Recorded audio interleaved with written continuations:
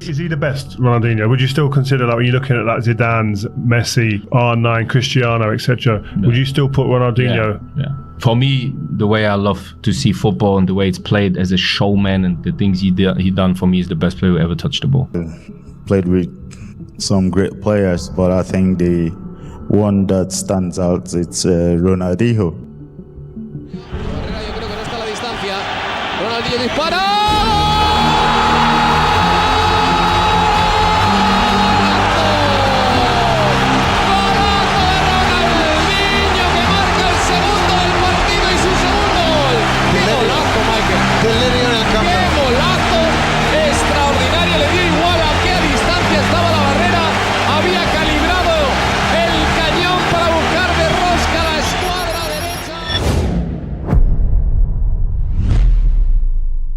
He smiled like a child. He played like a god. Then he disappeared. But the joy never left. 2005, Ronaldinho de Assis Moreira, a man with a name longer than most sentences and a smile wider than the pitch, embarrassed Chelsea's defense like they were children. 3 defenders, 1 ball, 5 seconds. He made them look foolish. Then he smiled, like it was all a joke. Like football was just a game he played for fun. To him, it was. Ronaldinho trying something clever and in. What an extraordinary goal. Time seems to stand still sometimes when he's on the ball, and he's just dinged that out of nowhere. And Petr Cech was rooted to the spot. I don't know how he got it into the net, to be honest with you. He's pulled the ball down. We should have closed him down at the edge of the box. You know, he's lifted he's cocked his foot a couple of times. You'll see it here. I think he played in this game. I played in this game. He muted the stadium. I've never heard it. Stamford Bridge just went, everyone went quiet, like gasped. It was like unbelievable. I don't think there's any other player who would have attempted it, let alone or pull it off. Yeah. It was audacious. I thought he's going to step over and try to go one way or another, and then he stops completely, and you think like, okay, what is he actually now? What is he going to do? And then you see how he started kind of dancing around it, and then he, like he used the sofa. The worst thing is it was so quick and so surprising. The moment I was ready to push. Petr Cech never moved. He just literally wasn't expecting it. He didn't believe for 1 minute the Brazilian would just do what he did. I could see the ball literally side by my side, and it was far as well, so it was a good strike. The best players always find the solution. He's so strong, really. I remember playing against him, and you can't really look at this. Is John Terry, I think. He bounces JT here. Look, he was the complete footballer, but his fire burned brightly and for a short time. Is he your favourite player of all time? I'd probably go as far to say, if I could choose one player to have played with in my career, it'd be Ronaldinho. I'd have washed his boots, but we'd have a good night out afterwards as well. What a player. Porto Alegre, Brazil. 1980. Ronaldinho was born into a family that loved football. His father coached local youth teams. His brother played professionally. Football wasn't just a sport, it was the family language. In 1989, Ronaldinho was 8 years old. His father drowned in the family swimming pool, a tragic accident. Football became his refuge, the place where pain disappeared, where he could smile again. He didn't train like other kids, he played. On the streets, in the favelas, barefoot, no tactics, no drills, just joy. In Brazil's street football culture, there's one rule. If you entertain, you keep the ball. If you bore people, you lose it. Ronaldinho learned early. Make them smile, and they'll let you play forever. At 19, Ronaldinho played for Grêmio, one of Brazil's historic clubs. At 21, he was called up for the Copa America, playing alongside Ronaldo and Rivaldo, legends. July 1999, Brazil versus Venezuela. The 28th minute, Ronaldinho saw the goalkeeper off his line. He chipped him. Goal! Brazil won, and the world noticed a new Brazilian magician had arrived. 2001, Paris Saint-Germain signed Ronaldinho for €5 million. He was supposed to be the next Ronaldo, and sometimes he was. A dribble that left defenders dizzy. A pass that shouldn't exist. A goal that defied physics, but PSG was serious. Professional. Tactical Ronaldinho, He was fun, undisciplined, late to training. The Parisian nightlife knew him better than the training ground. He'd arrive at practice smiling, but late. He'd miss meetings. He'd skip gym sessions. Coach Luis Fernandez benched him. The media called him wasted talent. In 2002, Ronaldinho won the World Cup with Brazil. At 22, he was a world champion. But at PSG, he was stuck, frustrated. For the first time in his life, football wasn't fun. 2003, PSG decided, sell him. Barcelona saw something others didn't. Barcelona were broken. They hadn't won La Liga in 4 years. Camp Nou was half empty. Fans had stopped believing. Joan Laporta, Barcelona's new president, made a promise. I will bring back the joy. He signed Ronaldinho for 30 million euros. Not because he was disciplined, but because he was magic. July 2003, 30,000 Barcelona fans packed Camp Nou for Ronaldinho's presentation, just to see him. He juggled the ball on stage. He smiled. He waved. And the fans remembered, football can be joy. His first season, flashes of brilliance, but inconsistent. Barcelona finished second, but something was building. Something magical. Barcelona's curse was about to end, and Ronaldinho was about to become a god. Summer 2004, Ronaldinho returned to Barcelona transformed, fitter, focused, hungry. Manager Frank Rijkaard built the team around him. Samuel Eto'o up front, Deco in midfield, and a 17-year-old named Lionel Messi watching from the bench, learning. The 2004-05 season began, and Barcelona didn't just win. They played beautiful football, joyful football, Ronaldinho football. Dentro del área y gol del Barça. Qué bien controló el balón Ronaldinho y ahí ha estado la diferencia porque la calidad del brasileño es la que ha marcado este gol. Además lo hizo fenomenal, no sé, en ningún momento se inquietó. Ronaldinho didn't just play football. He created moments. It wasn't that long ago when he was playing for Paris Saint-Germain. People in France somehow were saying that he was, taking the mick out of player, that he was too arrogant with what he was doing. That's what people were saying in France about Ronaldinho. And I was always saying, he's a showman, let him do what he has to do. I just think at the time people don't see the genius, the genius side of the guy. And sometimes that's how he plays, just enjoy it. And now people are enjoying it because of the level that he reached. But, I just think when Ronaldinho is in the ball, you just have to enjoy it. A no-look pass that defied logic. An elastico that left defenders dizzy and embarrassed. A free kick that curved as if it were remote control. December 2004, Ronaldinho won the Ballon d'Or, the best player on earth. Not because he scored the most goals, not because he won the most trophies, because he made people remember football is beautiful. With Ronaldinho, a fantastic player. Everybody enjoy watching on TV or live when they're playing. Very creative and they have this magic and anything can happen in any moment. I mean, Ronnie was one of the most skilled guy ever seen. I was just starting to go and train for the first team. I was just 18 years old. And I remember the first training session was winter. He came from Brazil and it was snowing that day. He didn't want to come out, but then the guy, the talent in training, in the game, and he reached his full potential in Barcelona, but we already could see he's a different talent. Italians say fuori classe, out of the league. He's on his own league, one of the most amazing skilled player I played with. May 2005, Barcelona won La Liga for the first time in 6 years. Barcelona was back, and Ronaldinho had saved them. November 19th, 2005, Real Madrid versus Barcelona, El Clásico, the biggest rivalry in football.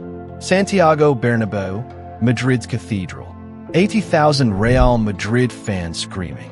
Sergio Ramos, Roberto Carlos, Iker Casillas, the best defense in the world.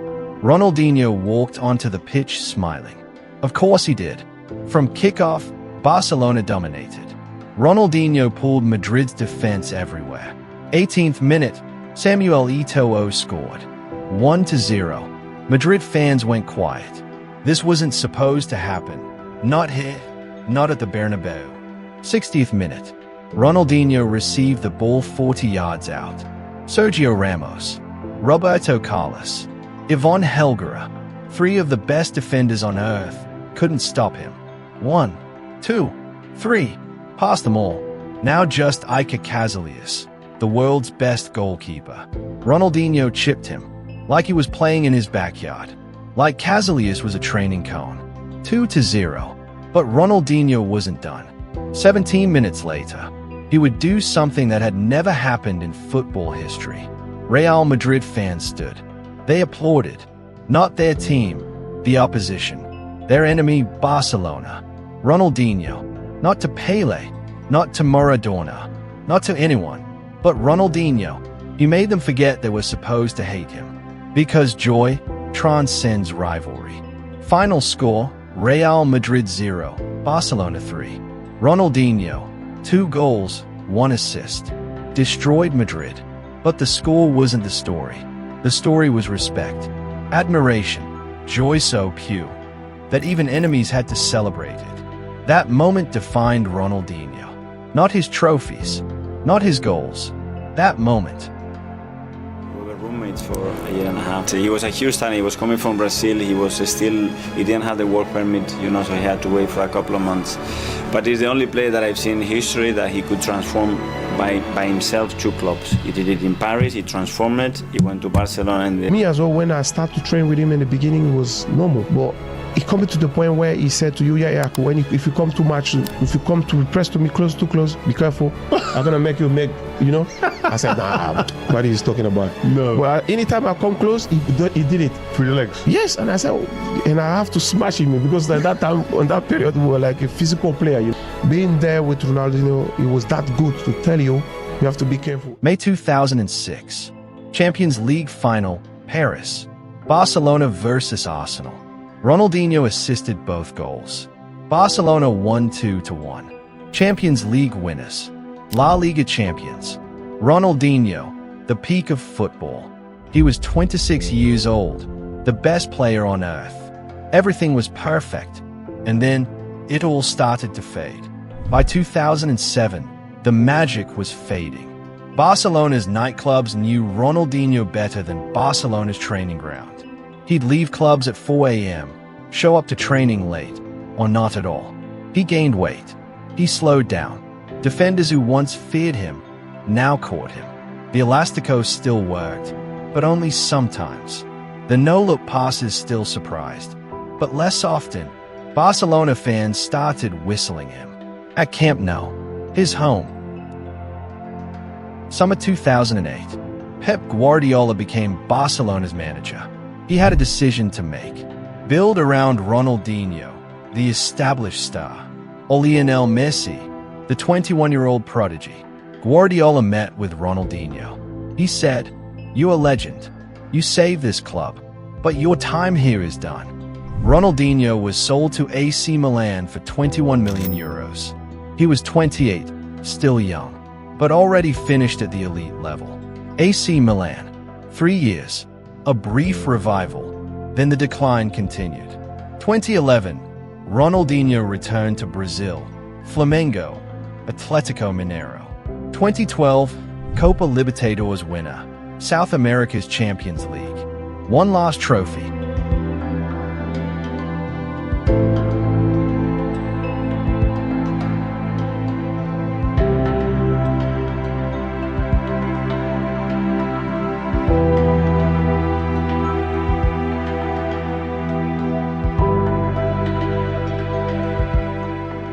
In 2018, Ronaldinho retired. Age 37. He could have played longer. But he said, "I played because I loved it. When it stopped being fun, I stopped." Why did Ronaldinho fade so fast? Some say he partied too much. Some say he never had the discipline to sustain greatness. Some say he got everything he wanted. The Ballon d'Or, the Champions League, the Bernabeu ovation, and lost motivation. The truth, Ronaldinho loved joy more than he loved football. And when football stopped being joyful, he stopped caring. Thierry Henry once said, Ronaldinho taught me to love football again, but he also taught me that loving it too much can destroy you. But did it destroy him, or did he just choose differently? Messi became the greatest by sacrificing everything. Discipline, focus, perfection. Cristiano Ronaldo became a legend through obsession. Training, gym, longevity. Ronaldinho became a legend by sacrificing nothing. He chose joy. He chose happiness. Which is better? Depends on what you value, greatness or joy. Legacy or laughter. Ronaldinho chose joy, and he never regretted it. Modern football is serious, tactical, analytical. Players are athletes first, entertainers second. But Ronaldinho's legacy survives. Every player who smiles after scoring, every player who tries an unnecessary trick, every player who celebrates with a dance, that's Ronaldinho. He gave football permission to be fun again. 2020, Ronaldinho was arrested in Paraguay. Fake passport. He spent 5 months in prison.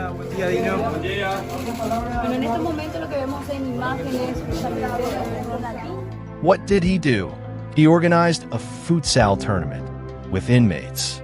He won. Of course he won. When he was released, reporters asked, "Why did you use a fake passport?" He smiled. "I didn't know it was fake. Someone gave it to me. Maybe true, maybe not." He never stopped smiling.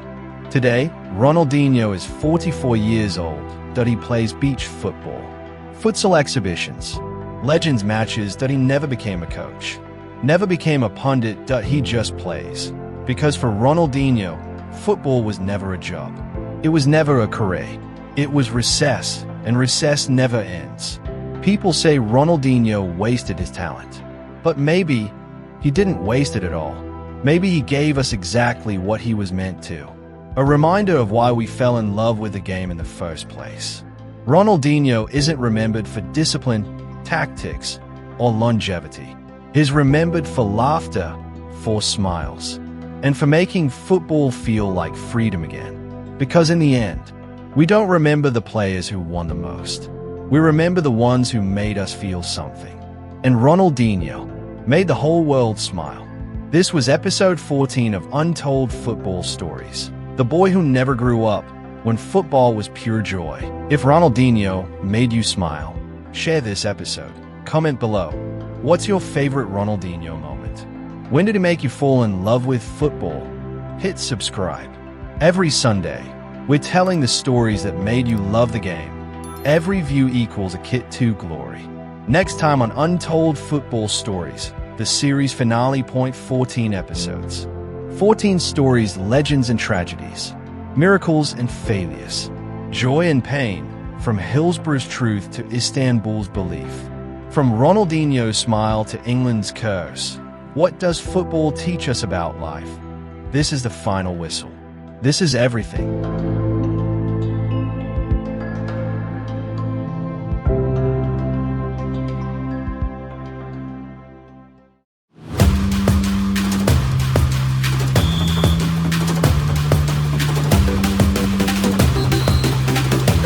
Legend starts somewhere. 2 worlds, 1 game, infinite dreams. Yet 99% of talent is never discovered. From nothing to glory isn't just content, it's a movement. 23,000 smart fans, 50 countries, 1 family. Your journey from nothing to glory starts now. From nothing to glory, where legends are born.